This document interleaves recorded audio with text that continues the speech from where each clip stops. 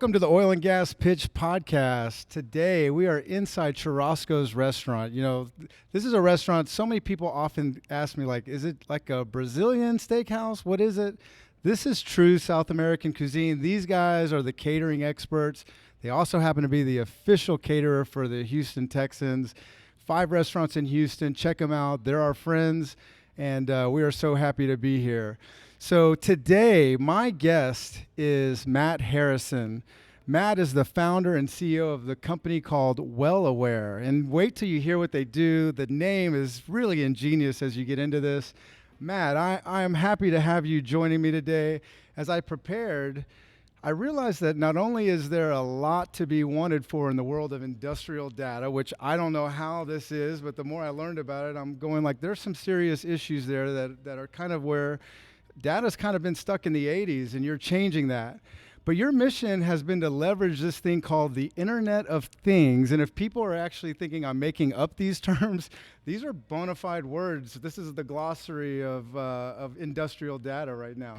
Absolutely, and thanks so much for having us. And what a beautiful layout here on the lake. This is incredible. So a lot of fun to be with you guys. But yeah, Warren, IoT is a big deal. A lot of people are calling it the next big technology wave. So kind of like we had PCs, then we had the internet, then things got mobile, so people got mobile. We started moving around. We can make phone calls anywhere we wanted to.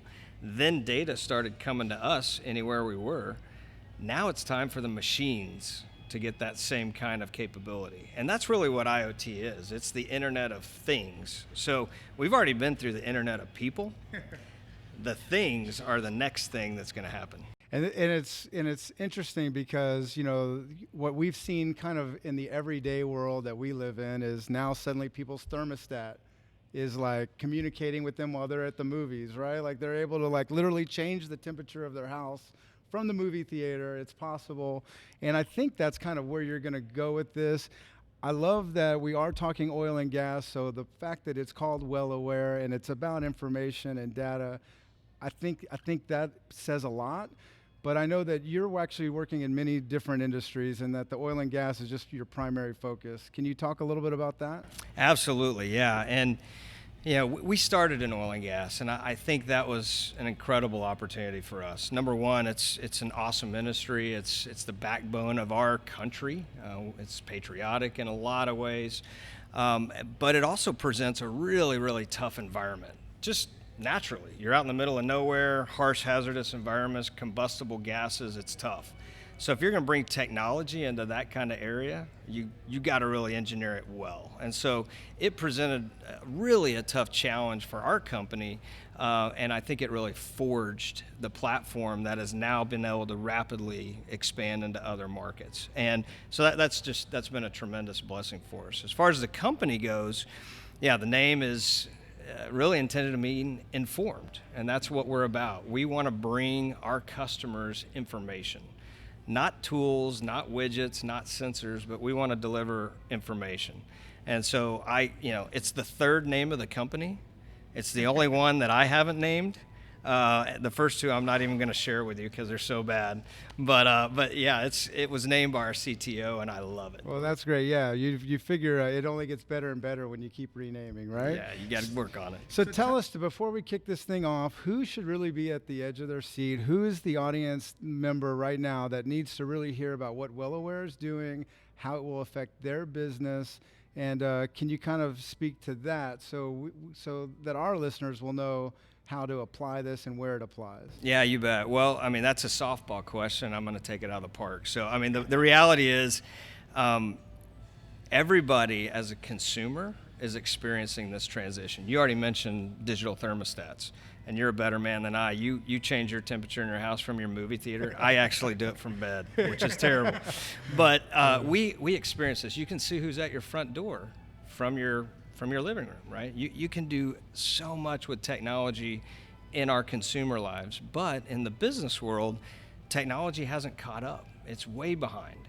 And so the people that can benefit from technology like WellAware ranges the entire suite of a business. So, we're working with people in the field. We're helping them make their jobs safer. We're helping them make their contributions much more efficient.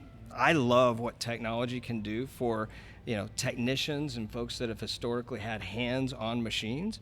They become much more transferable in their skill set and kind of move into the knowledge worker. That applicability also goes all the way up to the financial office. So the CFO of a company needs to pay attention to technology. Technology can have a huge impact on the bottom line. So we're really focused on working across what we call the personas. And there's a lot of them, everywhere from the C-suite and the board. Almost every large company has a digital transformation strategy right now. And the reality is, inside of most boardrooms in the U.S., people are trying to figure out, what does that mean, right? What do we really do? And it goes beyond, just turning your ERP system into SAP. That's a good step. But at the end of the day, technology is going to have a tremendous impact on the American workforce. This is a huge opportunity for American ingenuity and globally as well. It's happening across the globe. So it's a great opportunity. It touches almost everybody in the business. And if it's not touching you, you should start asking about it, because it will. Yeah, it definitely sounds like this is the evolution of technology and data. So there's a few things that I read, which, basically WellAware makes some pretty serious claims about reducing operating expenses. That's a big thing to talk about. Minimizing downtime, even gets into like safety and regulatory compliance. I just want to turn this over to you. I'd like you to just walk me through WellAware and let's go through the gamut. And hopefully by the end of this episode, our listener will know this is the way to go, and we can really uncover how this impacts and affects the oil and gas industry. Yeah, you bet. Well, again, thanks for the opportunity to share it with you. And you've already told me you'll do this, but interject and stop me along the way so I don't put you to sleep. But I'm going to walk through why we exist, which I really think is critical for any company, right? So anybody we work with, people we hire, I always want to know what makes them tick at the end of the day. And that's really what you can project the relationship's going to ultimately look like, is what somebody, why they exist, why their mission, why they're here. The second is what do we solve? Where do we apply and how can we help? The third is how do we do it? And the fourth is how do you get going? So as I'm so excited about our name, equally I'm excited about our mission, which is we exist to connect people to the things that matter. And we already talked about what the things are out there, the machines. And so there's obviously a very real connection to critical infrastructure, pumps, motors, sensors that have a real impact on the bottom line of a business. The other thing we do in the company is we connect people to things they need. So I love the fact that at WellAware we're very missional in why we exist. So we're out helping homeless people with food. We're giving backpacks to children. We're connecting them to the things, right, that matter. And for me personally, the company is here for us to love on others. So ultimately for me, that's connecting people to, my Lord and Savior, if they're interested, which is Jesus Christ. So those are the things that drive us. That's why we're here. And I'm so excited about what we can do for folks. So that's our mission. Let me tell you a little bit about, kind of how it works. So you talked about this in the beginning, but really the three things that we help do for companies is we help them become more efficient, more safe, and more regulatory compliant. And we do that through data. So this is simply about taking data, which is all around us, and getting it into a format where we can do something with it. And too many people have gotten stuck in what we call kind of the pilot purgatory of the Internet of Things, buying tools, trying to figure it all out. It's not a tools business. If you're just buying tools, you may not be successful. At the end of the day, you want an outcome. And so we help people achieve an outcome. And that's not easy to do. It's complex to make that simple. Well, let me just ask you this, because you are, and by the way, I love the mission. I mean, I think all of us, we realize business is business, but what we do socially and how we impact people, it really matters. So kudos to you for sharing that. I think the whole world is a better place when we all contribute and we have a bigger meaning than just putting points on the board with our businesses. So that's great. But I want to get into what is business like today. Like right now, we're talking data. What's going on currently? Like who out there right now is kind of They've got large pieces of equipment. They have probably just different monitoring devices. What data is it that you're enhancing? Why is it that they don't have it? Like, what is it that your company is doing that really is the game changer? Yeah, no, it's a great question. So the approach we took in building the company was similar to Apple, right? And in the sense that when Apple delivered the iPhone, that was a piece of hardware that they delivered to you and I so that they could ultimately control the user experience. And they did that through the App Store, and they opened it up to a lot of different applications. And when we pull these things out, we can do a lot now, right? WellAware took a similar approach. We recognized that if we're going to deliver a great experience to our customers, we needed to put intelligence out at the machine in the field. And so what you see on the table, this is kind of like our little iPhone equivalent. Okay, so let me stop you there, because what you're saying right now is that literally there are these pieces of equipment. They don't require someone to repurchase a piece of machinery. You can actually just add them to what your current assets are and get the information. Yeah, and here's the deal. So it's kind of like everything that's out there speaks a really old language that's been forgotten in the yesteryear. And we're the Rosetta Stone. So you connect these things up, and boom, we can help them speak in a way that makes sense. And the way that makes sense is IT-based technology, right? So it's taking data and it's translating data to people in a way that they can actually do something with it, where they can save money, they can operate a machine differently, or the machine decides to operate differently. They can cause somebody not to have to go out at 2 a.m. on an icy road, right, in North Dakota. Why would the machine operate differently? Is there a tuning part to this? Like, how does that work? It's a great question. So it's kind of like walking around and hoping you don't have a heart attack versus walking around with every possible sensor on you and knowing that you're not going to have a heart attack, right? So, I mean, what we do is we look inside the machine. So it'd be kind of equivalent of wearing a pulse oximeter and a blood pressure monitor and anything that would help get your vitals of you and I personally. I know what's going on all the time. We monitor that for every machine, and those are in some cases hundreds of data points. And so that's how we know how the machine's doing, and that's also how we can tell the machine, hey, we don't like what's happening here. Change the way you're operating, right? So we can avoid catastrophic failures, we can avoid downtime, and we can, more importantly, service those machines before they have an issue. So this is like you and I going to the dock before we have an issue. We're just watching out for the machine. Yeah, so it's almost like wherever I'm at, if once I choose how I want the information to connect with me, I might know something's redlining. That's right. Potentially, I could save myself from blowing a machine up. That's theoretically. Right. Absolutely. And that, the fancy technology terms for that are artificial intelligence and machine learning. So over time, the more data we get and the more information we get, the smarter these machines become. And they go, hey, I've been in this condition before, and I had a catastrophic failure. I'm not going to do that the next time that happens. And so we can program that information into the machine over time and avoid those issues down the road. So part of my learning too about this is that when you walk a site, or people have inventory, they have equipment, there's all this different equipment that we'll call it the physical world. That's what you guys call it. It is. Okay, and then so here it is. I've got this physical piece of machinery, and I want to make it. And it was like, my big joke to you was that if you guys have ever been on Facebook, you see like Steve-O from Jackass has this whole litter robot that he advertises. And basically, not only will it just like rotate and change the kitty litter, but it tells you like on your phone, is it full, halfway full? It's like looking at your gas gauge for your car.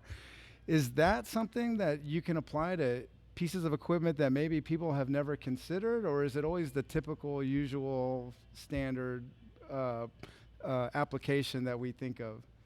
Yeah, no, it absolutely is. And, one of the things, it's funny, when I talk to customers, right, particularly the larger oil and gas companies, manufacturing companies, industrial companies, they say, Matt, I'm swimming in data, right?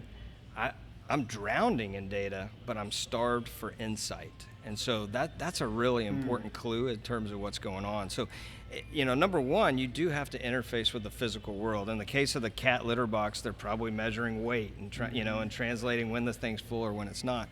In our case, we're measuring pressures, temperatures, flow levels, vibration levels. We're monitoring RPMs, and And who's choosing that? Like, who's the one? Who's dictating what we really want to be reported? Because sometimes data is the worst thing. Like, how many times do you see people get almost too much data that it becomes something that people ignore 50% of it? You kind of want to know what you want to know. You do want to know what you want to know. So we work with our customers to really understand their business and understand the outcomes that they're trying to achieve in their business. And then we back that into, okay, well, what is the critical insight that we need to see from a machine to help you achieve that insight or that outcome? And that's super important, right? Getting the right data and not too much to the right place at the right time is where we're focused as a company. And there's too many companies out there that do have good data. One of my favorite examples is the word SCADA. It's been around in oil and gas for a long time. It means a lot of different things to different people. It doesn't mean that you're an oil and gas guy on a pair of rollerblades. No, it does not mean that. No, it does not mean that. But it involves a pretty complex, value chain, which consists of really expensive automation equipment in the field that companies have had to pay CapEx for, which not many companies have much of a CapEx budget currently. They've had to build their own wireless networks to talk to that infrastructure. They've had to buy all these different software enterprise solutions to help get that information and get it into a format that someone can consume it. And a lot of times, Warren, that data stops like in a control room. So you're really counting on maybe 1, 2, 3, 5 people looking at screens to try to make a decision on what's going on thousands of pieces of equipment that are worth millions and millions of dollars in outcomes.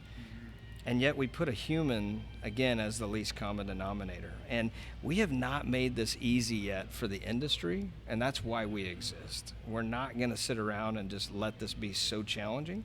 So we've had to understand that infrastructure, that value chain, and some of the challenges around it, and deliver something that's simple, easy to deploy, works with existing infrastructure, but actually augments workflows and helps people get access to the data they need so they have better outcomes. Wow.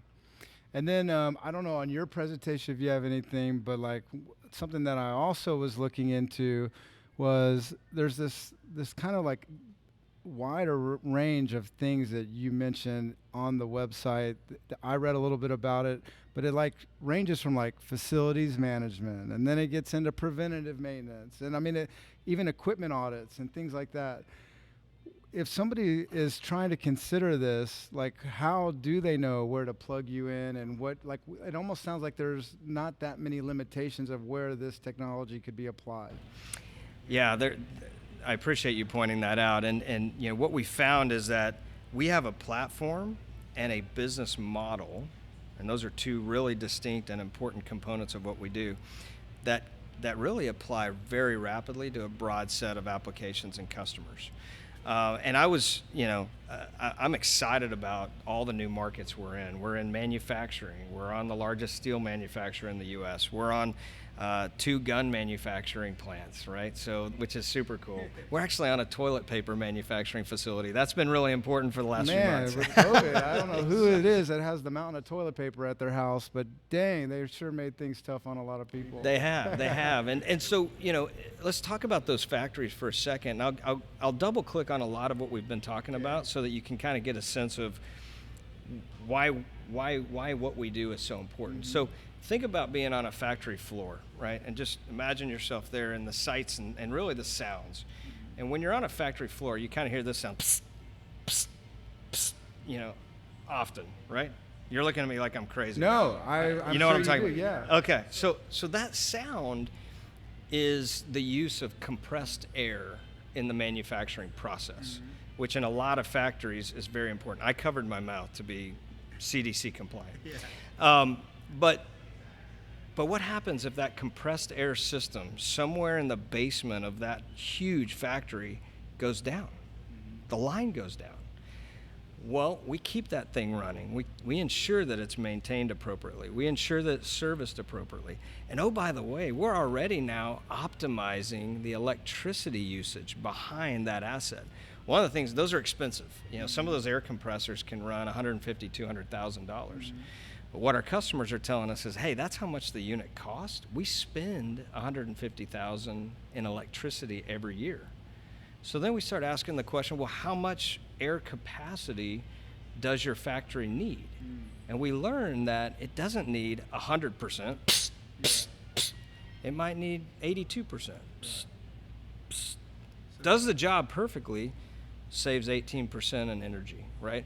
That's what X-ray vision into a machine can do. That's really great. Never considered this. I would never dream up of something like that. The idea that maybe, you're buying equipment and it's pushing 100% every time, but maybe you don't need all of that. And there's efficiency behind having the knowledge and information to make the adjustments.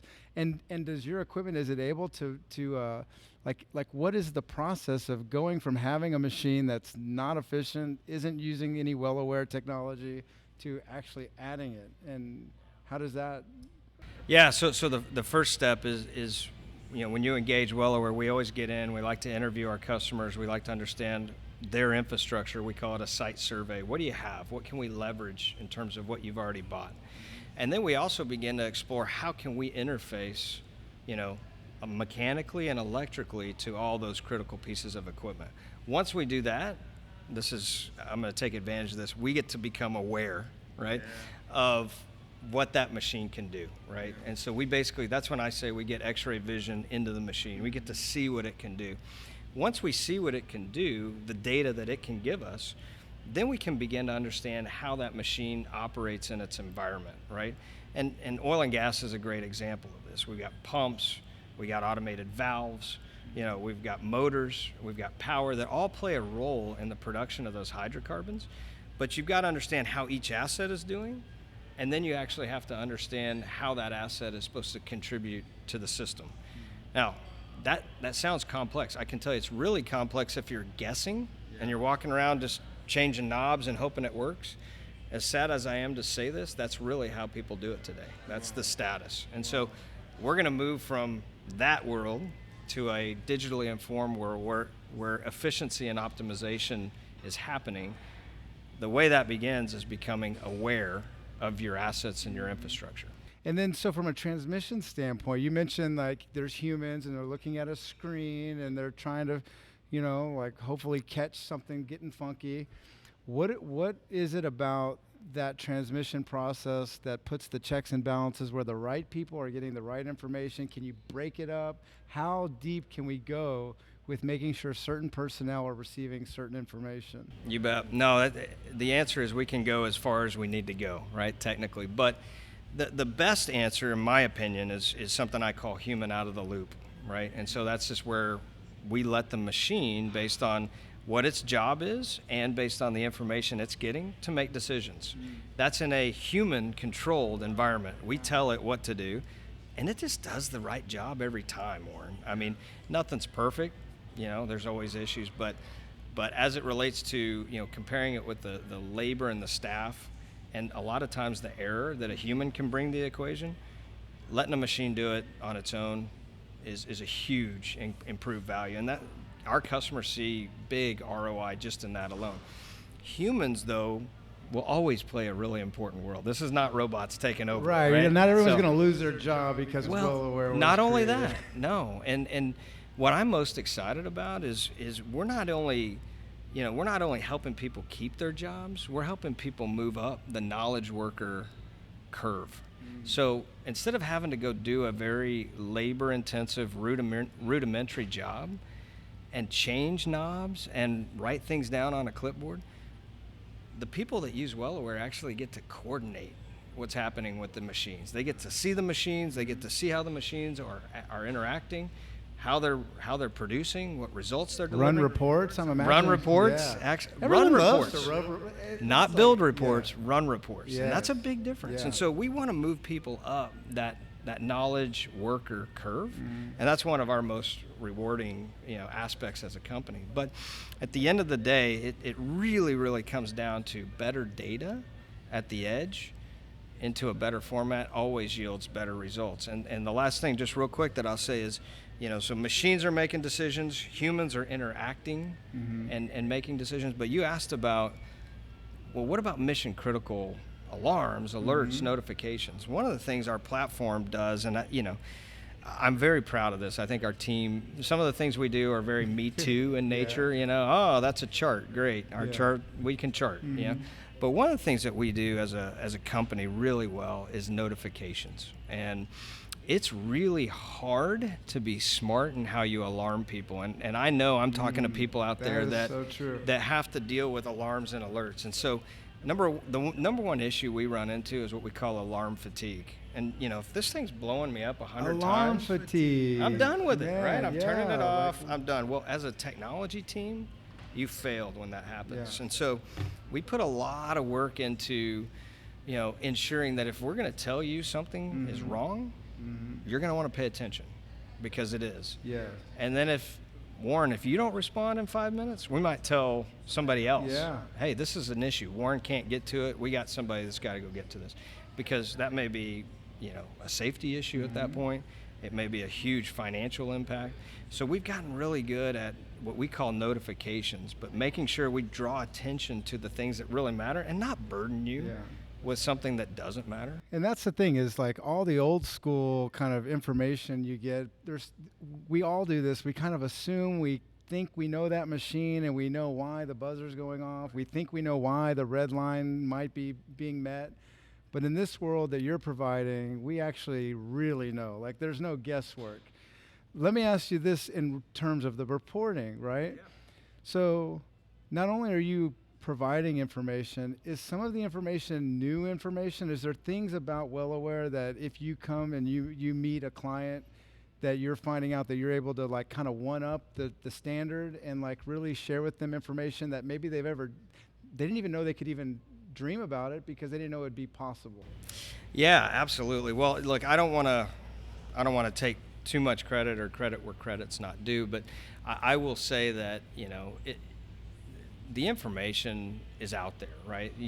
Sensors have been around forever. You can buy stuff off the shelf to go hook it up. You can build your own wireless networks. You can invest the money, millions and millions and millions and millions of dollars. But very frankly, we very seldom see people ultimately getting that whole implementation, that full stack right to the point where people are changing behavior. And so, on the reporting side, all we're doing is we're running reports on a phenomenal data set. And not just reports, we're running predictive algorithms. We're pushing that data into our partners' predictive algorithms and machine learning tools. And so at the end of the day, if you're pushing bad data into any of these fancy, IBM Watson's the one we're all familiar with.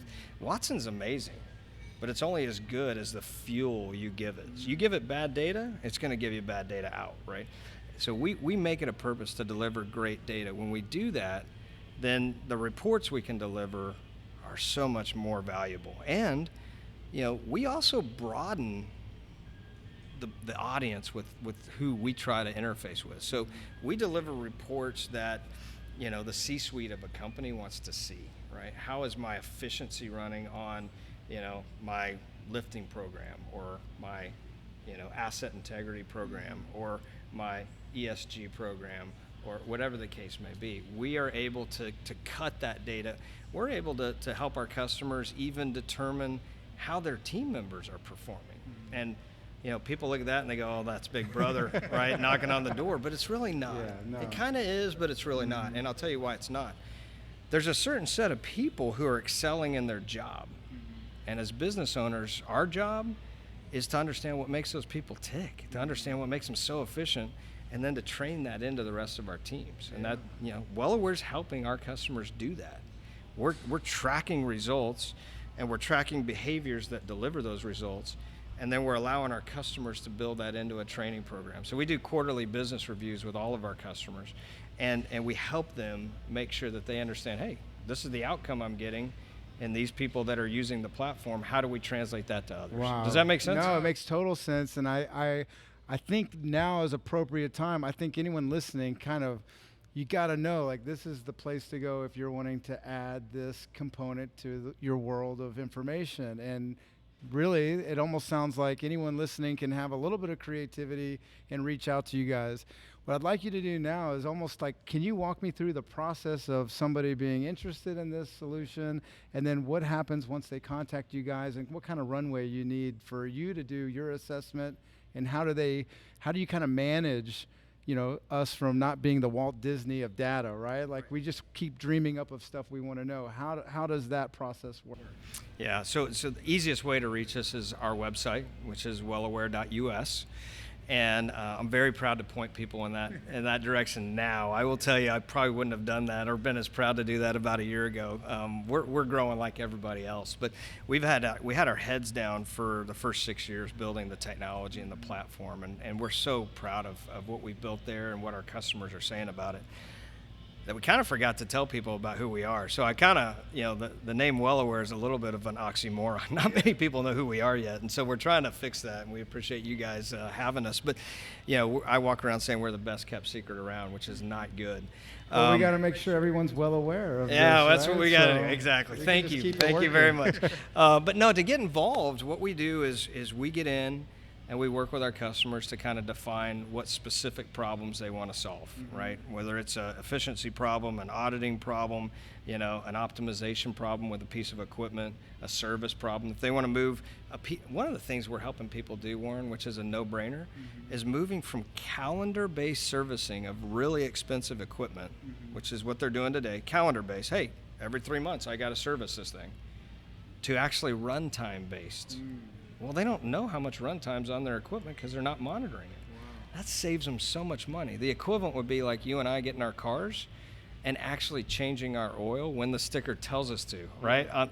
Calendar-wise, I've never done that. I hit the mileage thing on my car every time, right? Sure. So that's just an easy thing. We get in there and we understand what our customers are doing and how we can help. The other thing we do is we kind of go and do a site assessment like we talked about earlier. That can take a week or two depending on how much data our customers have. Are people being billed for that, or like? Absolutely not. That's part of our engagement with them. Okay. So, and they learn a tremendous amount about their own assets in that process. You'd be surprised how many of our customers have kind of lost track of, what do I have out in this field, or what do I have in this location or this plant? And so just even the asset inventory that comes through that site assessment is huge. Seems like it would be a great service for anyone who goes down this road. Suddenly you're in a meeting where someone's really pointing out your inventory and what you've got, and maybe even some dates of equipment that might need renewing that you didn't even think about. Exactly. And we understand the assets, and this is one of the things I haven't talked about, but is really powerful about WellAware is, we are manufacturer agnostic. What that means basically is we can work on pretty much any piece of equipment out there. And so you may have equipment from, 100 different vendors, and those vendors are trying to sell you some kind of IoT or connected platform that's going to work with their stuff only. That's not scalable. So WellAware will come in, we'll add the Rosetta Stone. We call this our cloud terminal unit. And that works across everything. It works across Train. It works across Emerson equipment. It works across ABB. Well, that was my takeaway is, like, if you're running a company and you have some manufacturer coming in and showing you, like, the same piece of equipment, but it's new and it has technology, now you don't really have much of a rebuttal unless you consider something like this where you're going like, no, that's really the fact that it will, hit the cloud and let me know some information. I can plug and play that by a phone call with you. That's right. You and not only that, you want to pick it up across all your infrastructure. Sure. You don't want just a couple pieces with a couple different vendors. After we do the site assessment, we start building the equipment and the strategy, the rollout strategy, the architecture that we'll implement. We implement that. That's a matter of days. SCADA implementations, automation, those things take months. I'm sure there's some business managers in the audience going, well, that may be years, right? We do that in days and weeks. Okay. And then you're off and running with data. And then once you start getting data, you begin to learn, we dial it in, and we get on a quarterly cadence with you to say, here's your data, here's what it's telling you, how do we work together to optimize it for your business? Well, that is great. I mean, I really think that, after hearing this and really kind of taking this deep dive, I feel like I've learned a lot. I think this is something that to me seems like an obvious consideration for a lot of people. It the industries are quite interesting because it's not, while this is such an oil and gas play for you, there's many ways that this could be beyond that. I mean, you talked about gun manufacturers and things like that. So I want to thank you for being here. Before we get off, I would love you to be able to tell everybody. I know we dropped the website. If someone wants to find you on LinkedIn, is that okay? Or Oh, please, yeah, reach out. I love, getting to know folks on LinkedIn. I'm still kind of learning my way around the social networks. It's the only social network I'm on. My daughter's in the audience. She's probably making fun of me over there. But yeah, I am. I'm definitely on LinkedIn. Reach out, Matt Harrison with WellAware. I'll add that to the show notes. Yeah, love that. And then it's easy. We got our 855 WellAware is our phone number, so you call there. We got folks that'll answer that call and get you pointed in the right direction. One of the things that I didn't get to talk about that I think is really important is our business model piece of this, Warren, which is, it's been really expensive for people to get to where they are today with automation. And we have a totally different business model. Our business model is really a service model. And so there's no upfront CapEx. Wow. We retain ownership to this equipment. And that's good news because at the end of the day, we keep it running. We warrant it for the life of the contract, the life of the service. Something goes wrong, we go out and fix it for you. But we're in this with our customers, which means we're in it for the data. Well, that's really fascinating. I am glad you brought that up before we close this out, because many times we think of, if we have 100 pieces of equipment, we're going to pay 3 times as much as if we had 20, right, or whatever. And so in this case, what you're saying is whether it's 10 job sites or 20, you guys come out, you do your thing as far as like creating the schematic of Right. what the real opportunity is, to the problems that can be solved.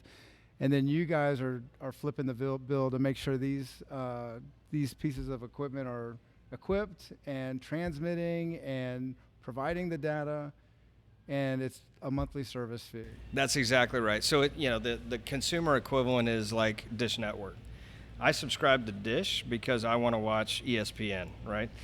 I don't subscribe to Dish because the Hopper box is going to show up at my house. Like, that's cool, and they try to market that, and I don't really care. I want to watch ESPN, and I'm really upset that I didn't get to see the Masters this year. But, we're dealing with it. We're dealing with it. But I subscribe to that TV service, and those boxes just show up, and they deliver that service to me. So WellAware is very similar. We're going to go out there and implement whatever you need on the endpoint to give you that service. In this case, that service is information. Well, that is awesome. Well, thank you again, Matt Harrison. If you guys have not checked out the WellAware website, definitely do that. There's no doubt that I see how WellAware and the incredible access to this data is really a game changer for anyone who applies to any of these items that we talked about. If your company has a real solution to real problems of today, come prove it here on the Oil and Gas Pitch Podcast. I'm your host, Warren Spiewak, and I will see you on our next episode.